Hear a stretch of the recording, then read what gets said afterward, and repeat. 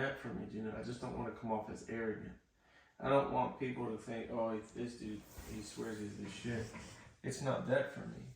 I just understand, you know, when you have a certain style of dog or a certain issue, I've learned how to fix them. Because there's no such thing as a perfect dog. You know what I'm saying? So I understand if I have this trait, this is how you fix that trait. You know what I'm trying to say? So, like, we'll just start back. I'll start back at like Blue Dream's grandma. She liked a mashed potato with the skin still on her. She was a cool dog, but she was just super, super thick. talking about Chola? Yeah, super thick fucking skin. Mm-hmm. Structure was shitty underbite, and I fixed it. Generation 1, I got this, but I still had that problem. I still had thick skin. I still had not the conformation I wanted. So the next generation was, I bred to Crimson. Crimson was because he was super steep in the front. He was super forward in the front. He had tight fucking skin. He had tight skin around his head. That was the purpose. And yeah, he carried blue. Like, that was the purpose I bred to him. And now I bred her to Boy George. Why? Because Boy George is related, top and bottom, to the same boss stuff, which is the same Foss Toddy stuff, and he has Kaiser, the same Bull Mastiff.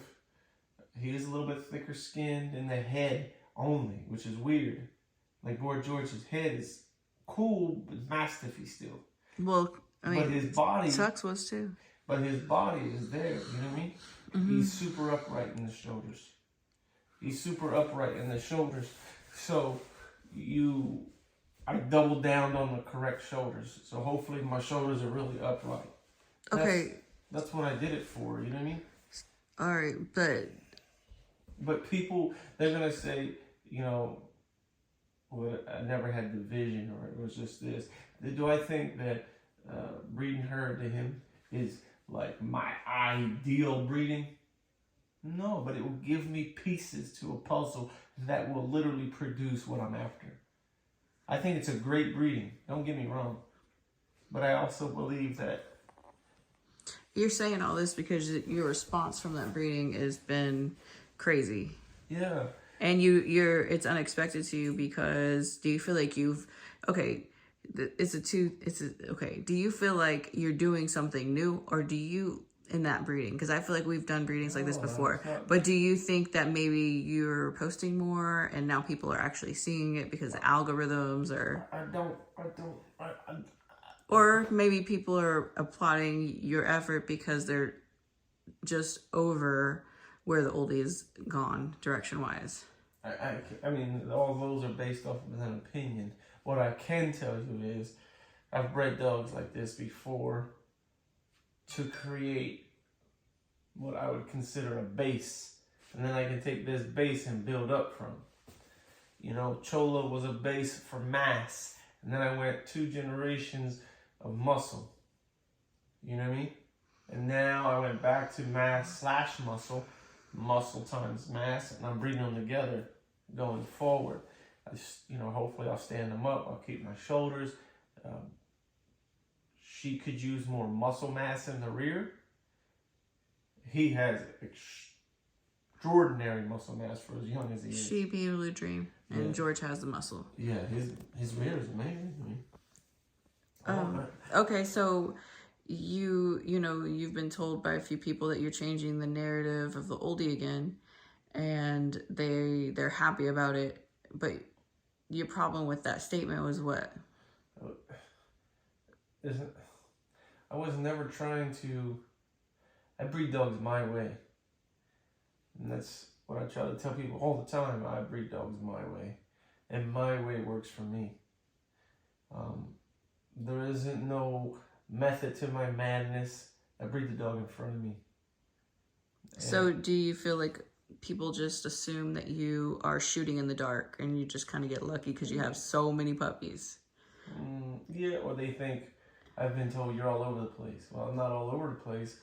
I'm trying to fix traits so I keep more than I should. So, you know, yeah, I guess I am all over the place. Right, because you know, and I'll even say to customers, what kind of dog do you want? Because we kind of have them all. We got the smaller ones, we have the color ones, we have some tall ones.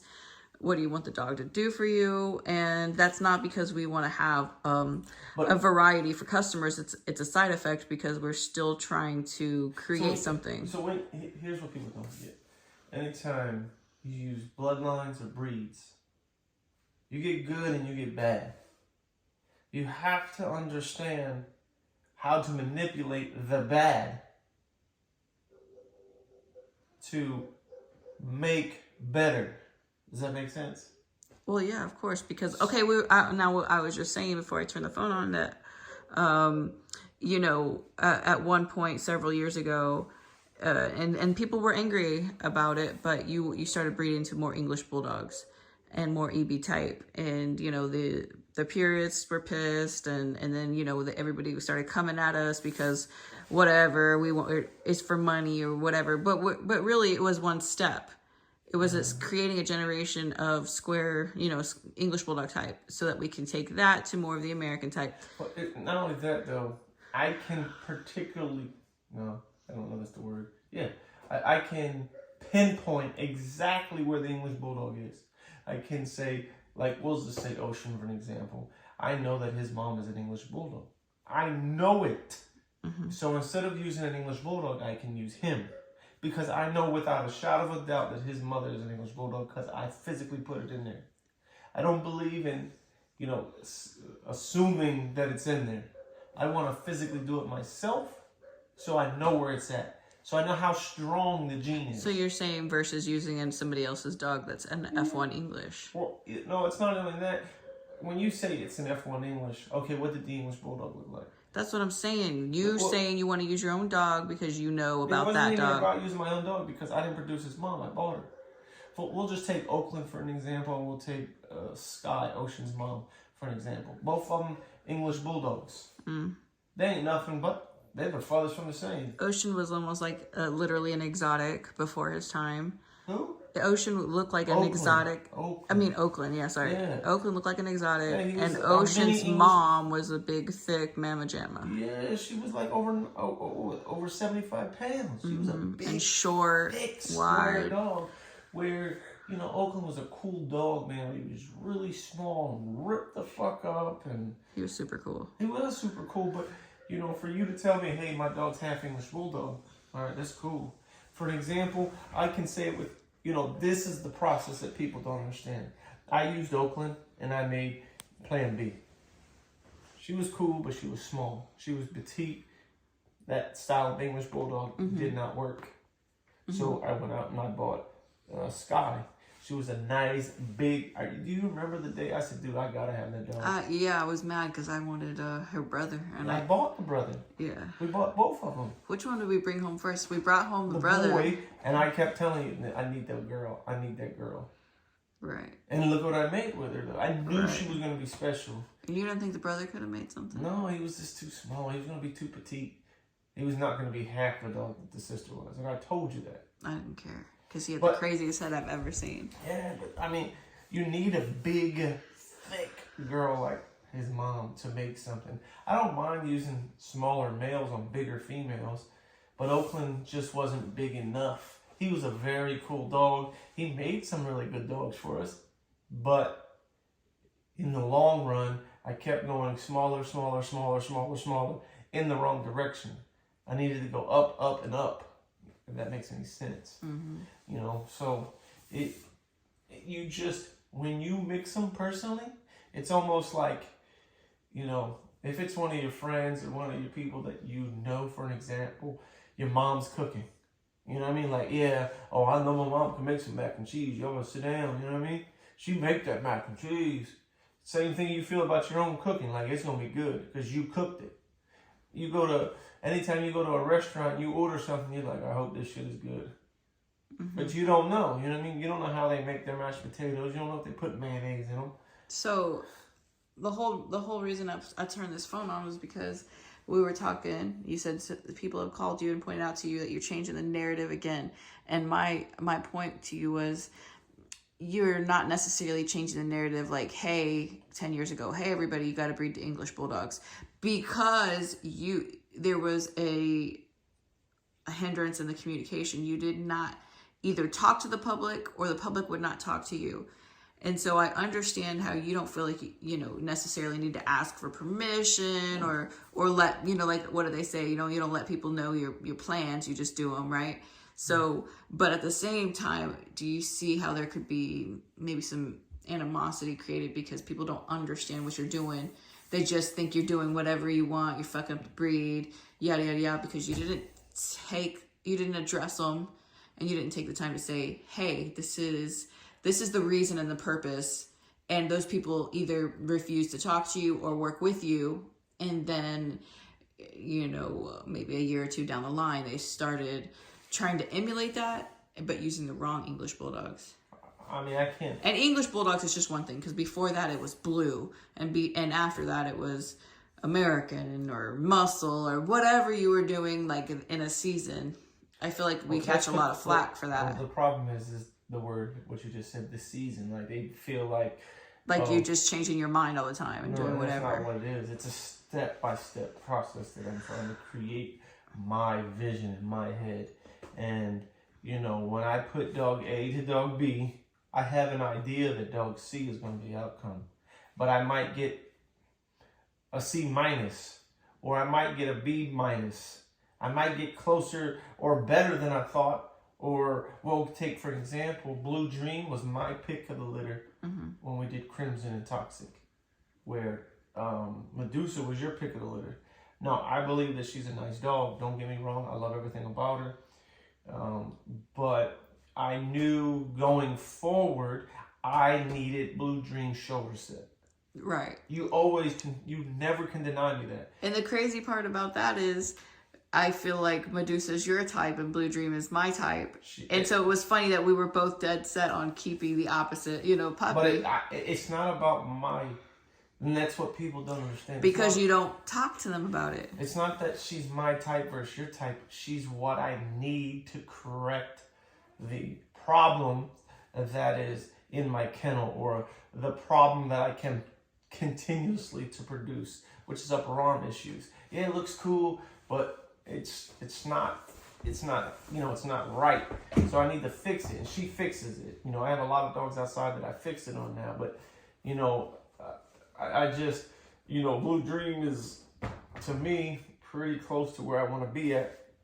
If I can thicken it up and blow her ass out as far as muscle, and keep them right there, and just thicken up the bone, thicken up the mass, and just keep it right there. So like you were saying earlier today, though, you were like, the muscle is a separate gene, not necessarily born with, or, but they can be. But you can condition it. So you're saying a career, it could be where you would want it to be if you were like doing hills or something? No, she just doesn't. For me, I don't think she runs and jumps all day. Is that because you think the length of her muscle is longer versus if she was a little shorter, her muscle would be bunchier? Just genetically, she doesn't have like the thickest rear. Not like his. I mean, his rear is impressive. Yeah, I mean, for them to be the same height, there he might be a little bit taller. He's thick and he's young. Right. So here's also the other funny thing. I keep getting messages today, and everybody thinks Blue Dream is the dad, and Boy George is the mom. So, but that's because maybe Blue Dream's just mature, and Boy George is still a puppy. I mean, if they see Blue Dream in person, they can be like, oh, she's really nice. A lot of people who see Boy George in person, like, damn, he's thick. And he's only a year old. Mm-hmm. And at a year old... It's hard to tell how thick a dog is when they're on the taller side, though. I mean, and his dad at a year old, Tux, was just an average looking dog. And he turned out to be 118 pounds and thick as... Oh, yeah, he was thick. He was wide. Now, I don't necessarily think that dog's going to get super wide. Because his shoulders are too perfect. You know what I mean? They're too upright, too tight. Oh, yeah, no, I don't think he's wide, but he definitely has bone. Yeah, and his rear is impeccable. And muscle and tight, pretty tight skin. He doesn't have like the pit bull type skin, but he definitely has tighter skin and short coat. I mean, the best way I can explain it to you is I was taught that if you can break down a dog, breaking down a dog is not just, oh, that's the tail, that's the tongue. No shit. Or, oh, that dog's easty westy, or oh, that dog's cowhawk. Don't state the fucking obvious. You know, a lot of people, and that's the problem. They can state the obvious. The obvious is, oh, that dog's easty westy. Oh, that dog's rye. Oh, that dog is, you know, he's got one blue eye. Thanks, Captain Obvious. Mm. So he's easty westy. How can you fix it, or why is he easty westy? Easty westy is normally a side effect of something else. What is it a side effect of? Mm-hmm. And how do you fix that trait? Mm-hmm. And that's what people don't understand. And, you know, and I try to get people to, you know, do the homework themselves and educate themselves, because once you build a table and that motherfucker rocks, and you put like, paper under one side. Yeah, and you're like, fuck. I mean, you just say it took you 2 hours or 2 days to build it, thinking you, like, this thing is going to be absolutely perfect. Then when it's done, you're like, fuck me, man. You know, that's just it. Same thing with dogs. I mean, it's a perfect example of dogs. You think that this is going to be the one, and there's something else that you need to fix. So you just can't take it personal, and you have to know how to fix the traits to get the structure that you want. And a lot of people, I don't think a lot of people can do that. Right. So it's kind of like what we were saying. It's hard to fathom. Oh, okay. So I'm working on a site, on a website, and I want to write, you know, Bulky Bill was Chris, known for big, you know, massive freaks.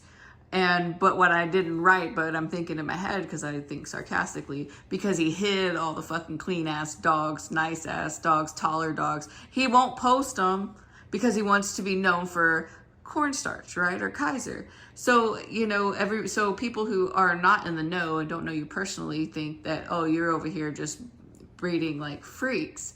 But, you know, only one in so many dogs actually looks like the freak. And those are the dogs we keep, and we can use that freak to make a perfect, like a complete dog, or a finished product, you know, like a show dog. I wouldn't say that a 1 in every 500 that I make, that's not fair. No. I mean, like, it's for example, just like Mac. You have a lot of very nice. In a litter, I would say all of them are above average. Period. But you have the one unicorn, you know, that. I mean, you can't. And you don't get a unicorn every litter. That's all I'm saying. That all your dogs are clean and nice and thicker than average. But nobody will know that, because all you really show is in the past, all you would really show is that crazy stacked picture of an overdone dog. I mean, for you to say that a unicorn happens once in a blue moon, that's not fair to me, because I've created a lot of unicorns. And, I mean, I've even created litters of unicorns. But you know what? It's also not fair to you. The fact that you don't document that. The fact that you won't take a picture from a different angle besides that 3/4 shot, or that you won't take a video.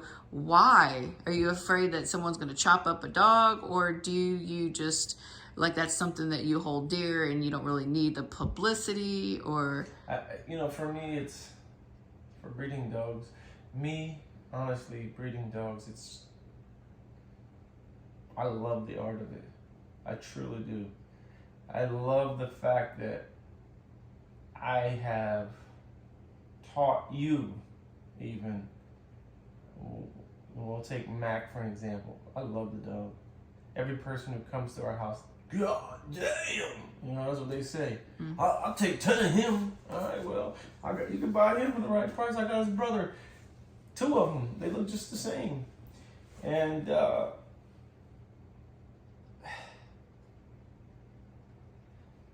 when you told me one of his daughters, oh, that's his head, that was like, for me, that was a proud moment, because it's like, yeah, the people around me are getting as good as me, and that means the world to me. I don't care about the fame. I don't care about none of that bullshit. I don't give a fuck about any of that, honestly. I don't give a fuck about people recognizing me in Target. I don't give a shit about. it's really uncomfortable for me, honestly. So people recognizing you now? Fuck, it's weird, man. It's really uncomfortable. Wait, I gotta read you this quote. It's crazy you say that. So I'm working on this website, right? And if let me just finish this train of thought. And the thing is the fact that if I die tomorrow, I know that you will still make great dogs. I'm not trying to be funny. I'm not trying to be dumb. You know, Belly was cool. But I dumb. Listen. It's not. I'm being serious. Belly was cool. He's not my style. He was just a bag of wrinkles. And but I know that you physically can make better. Now, 10 years later, 15 years later, however long it's been since you first started, and the people around me, they make better dogs too. And to me, and that do better, are more successful business wise too. Yeah, and like, there's people, I don't name drop them because that's not fair to them. But when they started, they weren't doing that great, and now they're some of the best kennels in the country. Producing very consistent. And it's like, to me, that is worth more than the money that I make on dogs. That's worth more than, for me, people like, oh, you're a judge. Yeah, that's cool. But for me, showing people's that I've helped, seeing their trajectory change and make so much better, that's what matters to me. It truly is. The dogs it's literally, I can do it in my sleep. I'm doing it so long now, I can make good dogs. All right, listen. So this is the quote I decided to put on our page. Remember I said, give me a quote. You're like, man, I don't give a fuck about that. I'm like, bro, anyways. I'm like, all right, let me find something from Joe Rogan. Joe Rogan has a ton. So, but of them all, I love this one. There's only one way to get good at anything. You surround yourself with the bad motherfuckers who are doing exactly what you do, and you force yourself to keep up and inspire each other. Yeah, I would think that would me in a nutshell. I mean, how many times have you talked shit to me and saying, oh, you on the phone with your boyfriend? Okay, first off, I don't use boyfriend. You use the word boyfriend because every dude I talk to is my fucking boyfriend. So you're like, oh, your boyfriend this. And I'm like, okay, which boyfriend? No. I don't use boyfriend. I have maybe butt buddy, maybe. That's gay. Don't talk like that. Well, look at the way he's sitting right now. Talk about gay. I mean, how am I supposed to sit? The floor ain't comfortable. Well, get up. I just gotta get the shower. That's just it, man. I just want people around me. For me, if the people... No, you always do that. Remember a few years ago, we made up, what was our $1 million... I wanted a circle with people... Our $1 million gang or whatever, where we wanted us and maybe 3 other kennels together to make this much money. And did we get there? We got pretty damn close. Yeah. And that's exciting too, because I think something that's really great, and sometimes our downfall, is because we do want to help and try to help other kennels, and we put ourselves out there, and I think we just invest too much time into the wrong people, but that there are people worth investing to. I'm not going to say the wrong people. I just think what happens is people take your kindness for a weakness eventually. Yeah, that, and I maybe just get kind of caught up, like they caught a little bit of attention or fame, and now they're better. I don't care about that. But no, I think that's what everybody cares about, because I really don't think the root of all happiness or evil or whatever is money in dogs. I really think it's attention or whatever. Likes, comments. No, motherfucker, listen, I know you don't care about any of that. I'm telling you what the fuck goes on in the world. I know that because I've had people, oh, you couldn't like my post. Bro, I get that shit all the time too. I don't even know where my cell phone is every time. And it's not even that, I'm sorry, it's not like fuck. It's not like I'm trying not to like it. It's just that I might not have seen it, or I might not have gone on Facebook that day, or whatever. I don't care enough I don't pay attention to it's not like you go around liking my shit either. So it's not even that. It's not even like I go around and look at all the people who liked the pictures that I post. Oh, honestly, that too. I've never been. I've never looked to see who liked it. Oh, so and so didn't like this, and oh my God, bro, who has that much time? That's precious time that you're worried about what other people are doing. No, somebody text you and I want to see what he's saying. Well, damn, why are you just checking my phone? Oh, okay. Alright, I guess we're gonna get this on video, guys. No. I just know because somebody's dog's in labor, so I was just making sure. Oh, what did he say? Nothing about the dog. Oh. Well, all right. Good talk. Alright. Can I go get in the shower now? Peace. Deuces.